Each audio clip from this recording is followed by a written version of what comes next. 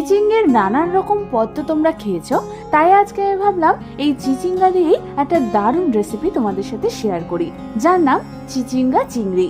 এই পদটা কিন্তু যেমন খুব তাড়াতাড়ি তৈরি হয়ে যায়, তেমনি গরম গরম ভাতের সাথে কিন্তু দারুণ লাগে খেতে। তাহলে চলো রেসিপিটা শুরু করে ফেলি।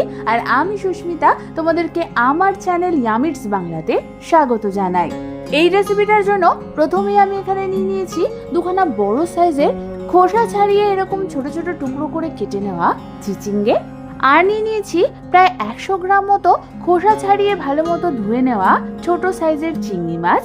এবার এই চিংড়ি মাছের মধ্যে একে একে দিয়ে দেব হাফ চামচ পরিমাণ নুন আর হাফ চামচ পরিমাণ হলুদ গুঁড়ো।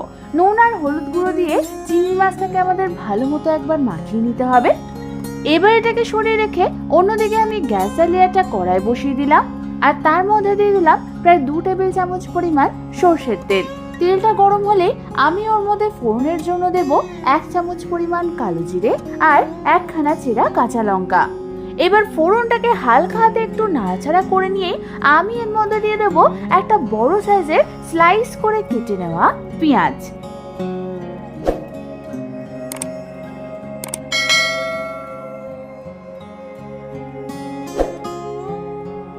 আর আমি এর মধ্যে দিয়ে দেবো হাফ চামচ পরিমাণ নুন।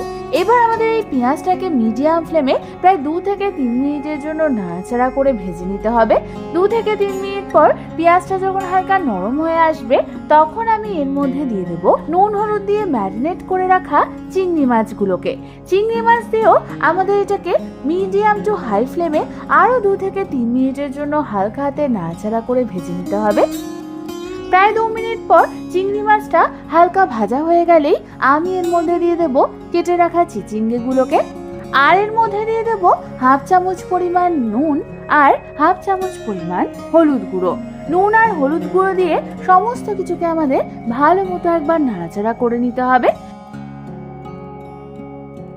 নুন হলুদ দিয়ে ভালো মতো নাড়াচাড়া করে গ্যাসের ফ্লেমটাকে লো রেখে আমি এটাকে ঢাকনা চাপা দিয়ে রেখে দেবো যতক্ষণ আমাদের চিচিঙ্গেটা সেদ্ধ হচ্ছে। বেশ কিছুক্ষণ পর ঢাকনা খুলে তোমরা দেখো আমাদের চিচিঙ্গেটা কিন্তু পুরোপুরি সেদ্ধ হয়ে গেছে আর এর থেকে জলও বেরিয়ে এসছে। ঠিক এই সময়ে আমি এর মধ্যে দিয়ে দেবো প্রায় 3 টেবিল চামচ পরিমাণ সর্ষে পোস্ত বাটা। আমি এখানে 1 চামচ সাদা সর্ষে, 1 চামচ কালো সর্ষে আর 1 চামচ পোস্তকে ভালো মতো জল দিয়ে পেস্ট করে নিয়েছিলাম। আর আমি এর মধ্যে দিয়ে দেবো হাফ চামচ পরিমাণ হলুদ গুঁড়ো, হাফ চামচ পরিমাণ কাশ্মীরি লাল লঙ্কার গুঁড়ো আর 1খানা চেরা কাঁচা লঙ্কা।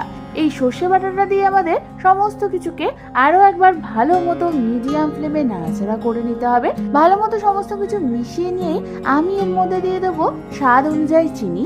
তারপর চিনিটা দিয়ে আরো একবার নাড়াচাড়া করে এটাকে আমাদের মিডিয়াম ফ্লেমে কুক করতে হবে যতক্ষণ না এটা একটা মাখো মাখো কনসিস্টেন্সিতে চলে আসছে আর এর থেকে তেল বেরিয়ে আসছে। বেশ কিছুক্ষণ ধরে মিডিয়াম টু লো ফ্লেমে কষানোর পর যখন এর থেকে তেল বেরিয়ে আসবে, তখন আমি ওপর দিয়ে কিছুটা পরিমাণ কাঁচা সর্ষের তেল ছিটিয়ে দেবো। এতে কিন্তু এর ফ্লেভারটা দারুণ আসে। ব্যাস, তাহলেই তৈরি হয়ে যাবে আমাদের দারুণ স্বাদের এই চিচিঙ্গা চিংড়ি রেসিপিটা। এবার শুধু গরম গরম ভাতের সাথে সার্ভ করার অপেক্ষা। কি একটা দারুণ রেসিপি শিখিয়ে দিলাম তো? তাহলে আর দেরি না করে বাড়িতে যে কোনো একদিন ঠিক এইভাবে চিচিঙ্গাটা রান্না করে দেখো। আশা করি তোমাদের খুবই ভালো লাগবে। রেসিপিটা ভালো লেগে থাকলে একটা লাইক অবশ্যই করে দিও। আর এরকম দারুণ দারুণ রেসিপি পেতে হলে আমার চ্যানেলটাকে কিন্তু ঝটপট সাবস্ক্রাইব করে নাও। আজ তাহলে এ পর্যন্তই। আমি আবার চলে আসবো তোমাদের কাছে নতুন কোনো রেসিপি নিয়ে।